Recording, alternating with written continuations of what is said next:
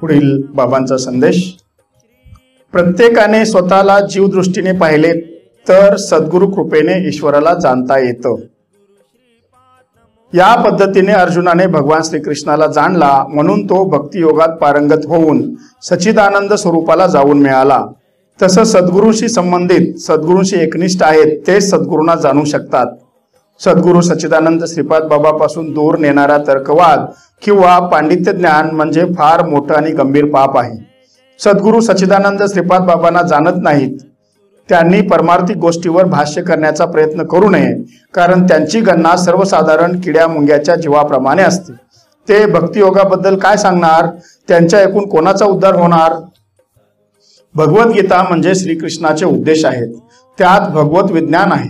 हे अर्जुनाने भगवान श्रीकृष्णाकडून जाणून घेतलं। तसं साधकांनी सद्गुरूकडून गुरुविज्ञान जाणून घेतलं पाहिजे। सद्गुरूकडून गुरुविज्ञान जाणून न घेताच परमार्थिक गोष्टी करत असेल तर तो नास्तिक आहे। लौकिक अर्थाने सकाम भक्ती करणारे तसेच देव आहे व देव नाही या वादात पडणारे सुद्धा नास्तिकवादी ठरतात। नास्तिकवादी लोकांकडून भगवत ज्ञान कधीच होणार नाही। आजकाल नास्तिकवादीच व्यासपीठावर बसले आहेत। भगवान श्रीकृष्णाने केवळ सिद्धांत रूपाने स्वतःला परमेश्वर म्हणून संबोधले आहे हे लक्षात न घेता आजकाल बरीच मंडळी स्वतःला परमात्मा परमेश्वर समजून घेतात, म्हणून त्यांच्याकडून भगवान श्रीकृष्णाचे दर्शन होत नाही। भगवान श्रीकृष्णाच्या निरूपणावर अर्जुनाचा पूर्ण विश्वास होता। त्याला विश्वरूप पाहण्याची वैयक्तिक विशेष इच्छा नाही हे भगवान श्रीकृष्णाने जाणले होते।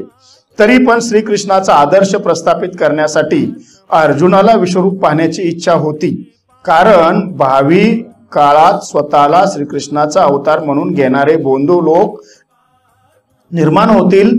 म्हणून या बंधूंना आव्हान आहे, जो मनुष्य स्वतः श्रीकृष्ण असल्याचा दावा करतो त्याने आपला दावा सिद्ध करण्यासाठी विश्वरूप दाखवण्याची त्याची तयारी आहे का? अर्जुनाला श्रीकृष्णाचे व्यक्त विराट दिव्य रूप दिसले असले तरी ते भौतिक प्रकृतीच्या तात्पुरत्या काळाच्या अधीन होते। म्हणून भगवान श्रीकृष्णाने अर्जुनाला जे विश्वरूप दाखवलं ते सुद्धा भगवंताचे मूळ स्वरूप नव्हे। ज्यांना भगवंताविषयी किंवा सद्गुरूविषयी प्रेम नाही त्यांचे लक्ष वेधून घेण्यासाठी सहस्रावधी शिर आणि हात असलेले रूप प्रगट करण्यात आले आहे। यावरून सुज्ञ साधकाने सद्गुरूंचे मूळ स्वरूप जाणले पाहिजे। त्यांचे मूळ स्वरूप हे परमसत्य आहे। त्यातून सुद्धा साधकांना ते दिव्य व्यक्त विराट रूप पाहण्याची इच्छा असेल तर ईश्वराकडून तशी दिव्य शक्ती प्राप्त करावी लागते।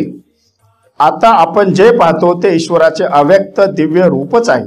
दिव्य प्रेममयी साधकांना व्यक्त आणि अव्यक्त याच्यात काहीच फरक वाटत नाही, कारण सद्गुरु कृपेने त्यांना दिव्य दृष्टी प्राप्त झाली आहे। अर्जुनाला जे दिव्य विश्वरूप दर्शन झाले जसे विश्वरूप दर्शन घेण्यास सद्गुरु भक्त इच्छुक किंवा उत्सुक नसतात। अंतर्यामी परमात्मा किंवा ब्रह्माची अनुभूती झालेला शंकरासारखा किंवा ऐश्वर्यवान लक्ष्मीसारखे मुक्तात्मेही परम सत्याचे स्वरूप जाणू शकत नाहीत, तेथे हे हेंद्रीचे काय जाणणार? असे म्हणून ज्ञानेश्वर माऊलीने सुद्धा फटकारले आहे। स्वतः लौकिकाच्या उपाधीच्या मोहात सापडलेले साधकांचे हित हरवून बसलेत या लोकांच्या दुष्कृत्याने गुरु परंपरा लोप पावली आहे। तेथे माणसाचा उद्धार कसा होणार? उद्धार झाला असेल तरच सद्गुरूकडून अनुभूती मिळत राहणार। सद्गुरूंचं परमसत्य स्वरूप जाणण्यापासून अजून आपण सुद्धा फार दूर आहे आणि शेवटच्या श्वासापर्यंत सुद्धा जाणता येईल की नाही हे सांगता येणार नाही। तरी पण एवढे मात्र आपण सहज करू शकतो, ते म्हणजे नित्य नियमित सद्गुरु भजन। नित्य नियमित सद्गुरु भजनात सद्गुरूंचं परमसत्य दडलेले आहे, याचा एक दिवस निश्चय अनुभव येणार आहे। काही मंडळींना आलाही असेल। नफा तोट्याचा विचार न करता सद्गुरु भजन हाच भक्तियोग आहे।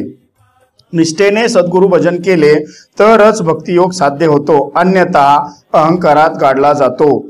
अर्जुनाने सद्गुरु भजनानेच भक्तियोग साधला। राम हा अवतार आहे, कृष्ण हा अवतार आहे, पण सद्गुरु हे अवतार नसून स्वयं आहेत। मी आता पूर्णपणे जाणले आहे की सद्गुरु हे अवतार नसून स्वयं परब्रह्म आहेत। त्यांची भेट झाल्यावर दिव्य विश्वरूप पाहण्याची हाव किंवा गरजच वाटत नाही। बाबांचा पुढील संदेश, खालील प्रश्नांची उत्तरे तुम्हाला सहज देता येतील. आकाशात जलयुक्त मेघ कोणी आणून साठवले? अंतरिक्षात अनंत तारांगणे आहेत, त्यांना कोणी सावरून धरलं आहे? आकाशाचे छत कोणी आणि केव्हा बांधलं आहे? वाऱ्याने संचार करावे असे कोणी ठरवले आहे? शरीरावर केसांची पेरणी कोणी केली आहे? सागरात पाणी कोणी भरलं आहे? पावसाच्या धारा कोणी बनवल्या? यावर सत्ता कोणाची आहे? हे कोणाच्या मालकीचं आहे? हे कोणासाठी बनवलं आहे? यात जो मेहनत करेल त्याला याचा स्वाद घेता येईल. जो परमसत्य जाणेल त्याला याचा भोग घेता येईल. जो सद्गुरु भजनात मग्न आहे त्यालाच परमसत्य जाणवेल. ज्यानं परमसत्य जाणले आहे तो आपल्याकडे मोठेपणा कधीच येऊ देणार नाही. लोकांनी आपली पूजा करावी हे त्याला कधीच सहन होणार नाही. आपला कोणीतरी सत्कार किंवा आदर करावा असा प्रसंगच येऊ देणार नाही. लौकिकाचं त्याला दुःख वाटतं. कोणीतरी निंदा केली तर त्याला बरं वाटतं. आपल्यापासून कोणाला त्रास होईल याचं त्याला भय वाटतं. नित्य नियमित सद्गुरु भजन करणाऱ्याची ही लक्षणे आहेत. जो सद्गुरु भजन करणार नाही त्याला नेहमी अपयशच येईल आणि नैराश्यमय जीवनच त्याच्या पदरी पडेल. सिंहाच्या गुहेप्रमाणे मृत्यू हा भयंकर आहे, त्यातच त्याचा अंत होईल. त्याचे मीपणाचं तुंतुन कधीच वाजणार नाही. वाघाने हरणाची वाट रोखून धरावी तसं सर्व बाजूनी संकटांनी त्याची प्रगतीची वाट रोखून ठेवलेली असते. म्हणून सद्गुरु भजन किती महत्वाचे आहे हे कळू येते का पहा. नित्य नियमित सद्गुरु भजनाने साधकाचे हृदय सद्गुरूंचे विश्रांती स्थान बनते. सद्गुरु विश्रांती स्थान आहे, तेथेच समाधान रमते. आजकाल वक्तृत्व प्रभुत्वाने किंवा पांडित्य ज्ञानाने तर्कवादाने सद्गुरु कृपा डावलून तत्वज्ञान ओळखणारे भरपूर झालेत. अशा अमात्यवादेशी नातेसंबंध किंवा मैत्री संबंध सुद्धा फार घातक आहेत. कारण ते सद्गुरु बद्दल बेईमान राहून त्यांच्या तत्वज्ञानात सद्गुरु बद्दल भाव किंवा प्रेम नसते. ते कोरडे तत्वज्ञान असते. म्हणून साधकांनी सावध राहणे आवश्यक आहे. बाबांचा पुढील संदेश, कर्मकांड म्हणजे हिंसा हे सत्य जाणून साधक गुरु भजनाशिवाय इतर जे होईल ती हिंसाच वाटून सद्गुरु भजनाने हिंसेचे परिवर्तन अहिंसेत करत असतो. सद्गुरु सच्चिदानंद श्रीपाद बाबांच्या विचाराव्यतिरिक्त इतर विचारांचे श्रवण करणे ही आमच्या सारख्याकडून हिंसाच आहे असे वाटणं म्हणजे सद्गुरु निष्ठा. सद्गुरु निष्ठा इतकी प्रेमळ असते की तो कोणाच्या तरी विनंतीवरून क्वचित जर बोलू लागला तर त्याचे बोलणे म्हणजे मूर्तिमंत ब्रह्मनाद वाटतो. त्याचे बोलणे जिव्हाळ्याचे आणि कळकळीचे असून त्याच्या हृदयात मायबापाचा जिव्हाळाच पाझरत असल्यासारखा वाटतो. त्याच्या ठिकाणी हिंसा कशी राहील? बऱ्याच ठिकाणी हिंसेलाच अहिंसा म्हणून कवटाळून बसलेत. मग भक्तियोग साधून परमधामात त्यांना कधी प्रवेश मिळेल का?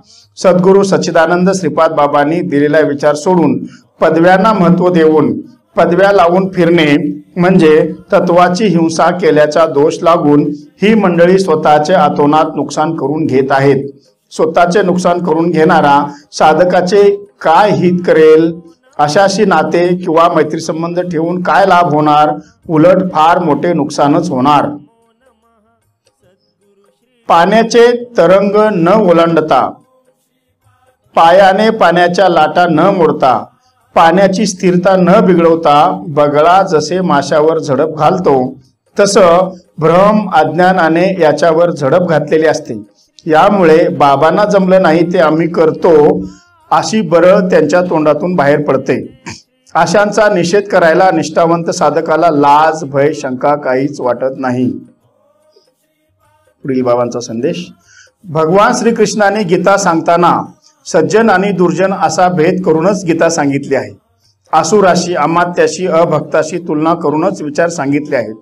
ज्ञानदेव ज्ञानेश्वरी सांगताना म्हणतात, सामान्य आणि विशेष असा भेद न ठेवता मी जर सरसकट समजून सांगू लागलो किंवा निरनिराळा भाव निरनिराळ्या वृत्त्या निरनिराळ्या आचरण निरनिराळ्या अवस्था व त्याचे परिणाम सांगितले नाही तर साधकांनी निश्चित काय करावे व काय करू नये, कशाचा स्वीकार करावा व करू नये हे त्याला समजणार नाही. तसे आपले संदेश सुद्धा त्यांच्याच पद्धतीने तयार होत आहेत. तेव्हा सुज्ञ साधकाने भेदाभेद करून सांगतात असा खोटा आरोप करत बसू नये किंवा ठकबाजी समजू नये. शंका असेल तर विचारण्यात भीती बाळगू नये, कारण अद्वैतावर जाताना अद्वैताचे स्पष्टीकरण झालं पाहिजे। अद्वैतावर राहून सद्गुरू भजन सुद्धा झालं पाहिजे। ज्ञान सांगताना अज्ञानाचे स्पष्टीकरण झालं पाहिजे। निशंक होण्यासाठी शंकेचे निवारण झालं पाहिजे। द्वैतात राहून अद्वैताचा आनंद घ्यायचा आहे। विषय फार गंभीर आणि चिंताजनक असताना सुद्धा आपले निरूपण खेळीमेळीने हसत खेळत चालू आहे।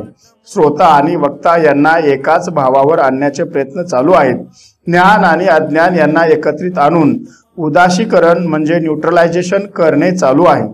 विषयाचे गांभीर्य अजून काहींच्या लक्षात आलेले नाही म्हणून टाळाटाळ होते।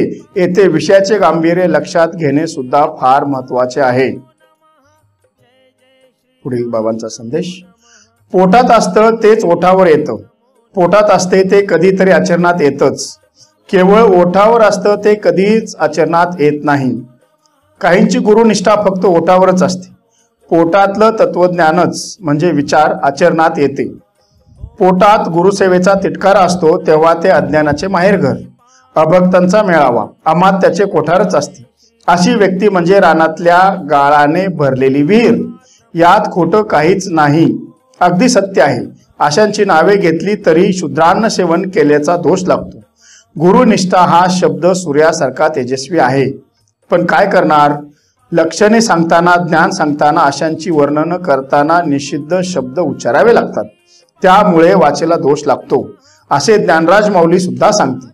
त्यांचा म्हणण्याचा अर्थ असा आहे की गुरुनिष्ठा या पवित्र शब्दाला कलंकित करण्याचा काही मंडळींचा प्रयत्न असतो। अशा नास्तिकवाद्याकडून कोणाचा उद्धार होणार? या नास्तिकवाद्यांचा उच्चार करणाऱ्यांच्या वाचेला दोष लागतो। या गुरुनिंदकाच्या नावाच्या उच्चाराने लागलेल्या पातकाची निवृत्ती गुरु निष्ठावंत साधकाच्या नावाने होते। एक गाडगं एका महाराजांच्या संगतीत राहून ते गाडगं सुद्धा महाराज बनलं। आता गाडगे महाराज की जय म्हटलं तरी बरेच दोष नाहीसे होतात। निष्ठावंत साधक सद्गुरु भजन कधी चुकवत नाही। सद्गुरु भजनात महाभयंकर दोष आपोआप नाहीसे होतात आणि शाश्वत आनंद मिळायला लागतो। बाबांचा पुढील संदेश, सर्व विद्येचे आश्रयस्थान असलेल्या आत्मरूप श्री गणेशाचे स्मरण, तेच श्री गुरुचे श्रीचरण, त्यास नमस्कार असो। त्यांच्या केवळ स्मरणानेच सर्व शब्द सृष्टी स्वाधीन होते व सर्व विद्या जिभेवर नांदू लागतात। अमृतही पिके वाटावे इतकी वक्तृत्वाला गोडी येते व सर्व रस त्यांच्या मुखावाटे निघणाऱ्या अक्षराचा दास होतात। मनातील भाव प्रगट होतात, ते अनुभवाची खून पटवतात व सर्व तत्वज्ञान प्राप्त होते। आपल्या अंतकरणात श्री गुरुचरणाचे नित्य स्मरण केले तर ज्ञान प्राप्तीचा भाग्योदय होतो। श्री गुरुचरणाला वंदन करून भगवान श्रीकृष्ण काय म्हणतात ते सांगतो, असे म्हणून ज्ञानेश्वर माऊली 13व्या अध्यायाची सुरुवात करतात। यावरून श्री गुरुचरणाचे महत्व लक्षात येतं का पहा। सद्गुरु भजनाने अंतकरण शुद्ध करून न घेता ज्ञानाचा उदय होत नाही। सद्गुरु भजनाशिवाय अंतकरण शुद्ध कसे होईल? सद्गुरु भजनाला डावलून सात्विक कर्मे करणे म्हणजे प्रेताला सजवणे, गाढवाला तीर्थावर स्नान घालणे, ओसाड घराला तोरण बांधणे, उपाशी लोकांच्या पोटाला अन्नाचा लेप द्यावे तसे आहे। अंतकरण शुद्ध नसताना केवळ बाह्य सात्विक कर्मे करणे म्हणजे कर्माची विटंबना। कर्माची विटंबना होत असेल तर ते कर्म दुःखाच्या रूपाने भोगायला येणार। परवा श्रीदेवीचे प्रेत किती भारी सजवलं होतं ते आपण सर्वांनी पाहिलं असाल। त्याचा त्या जीवाला काय फायदा? शेवटी हे सर्व काल्पनिक आणि पाण्याच्या बुडबुड्यासारखे क्षणिक समाधान। शरीरात असतानाच जीवाने सद्गुरु भजनाने अंतकरण सजवून घ्यायला पाहिजे। अंतकरणात ज्ञानाचा उदय झाला की बाह्य शुद्धी आपोआप सहज होते। त्यासाठी सामान्य साधकासाठी सद्गुरु भजन हीच सद्गुरु उपासना, ती प्रत्येकाला सहज करता येते। ओम श्रीपाद नमो नमः, श्रीपाद नमो नमः, जय जय श्रीपाद नमो नमः, सद्गुरु श्रीपाद नमो नमः।